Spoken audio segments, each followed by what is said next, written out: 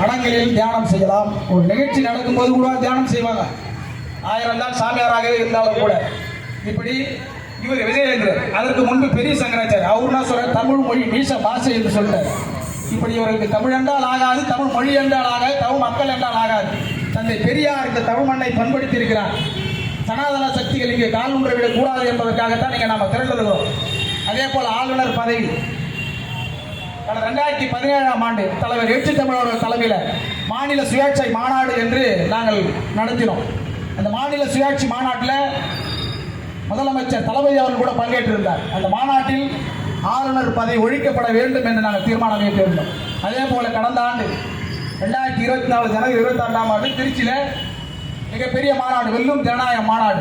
அந்த மாநாட்டில் லட்சக்கணக்கானோர் கூடிய அந்த மாநாட்டில் தீர்மானம் ஏற்றிடும் ஆளுநர் பதவி ஒழிக்கப்பட வேண்டும் என்று விடுதலை சிறுத்தைகள் தீர்மானம் ஏற்றிருக்கிறோம். ஆளுநர் பதவி தேவையே இல்லை. பேரறிஞர் அண்ணா சொல்றார், ஆட்டு தாடிக்கு ஆட்டுக்கு எதுக்கு தாடி, நாட்டுக்கு எதுக்கு ஆளுநர் என்று. அந்த வகையில் தமிழ்நாட்டினுடைய ஆளுநர் RSS ரவி, ஆளுநர் RN ரவி அவர் RSS ரவி, இவர் ஒரு புறம். அதே போல அமித்ஷா அவர் RSS அடியாட்கள் எல்லாருமே வந்து புரட்சியாளர் அம்பேத்கரை அவமதிப்பது, இங்கே வந்தால் தந்தை பெரியாரை அவமதிப்பது என்று தொடர்ந்து சனாதன கருத்துக்களை இழைத்து வருகிறார்கள். இந்த சனாதன கருத்துக்களை காஞ்சிபுரத்தில் செயல்பட்டுக் கொண்டிருக்கின்ற முற்போக்கு இயக்கங்கள் எல்லாம் கூடியிருக்கின்றோம்.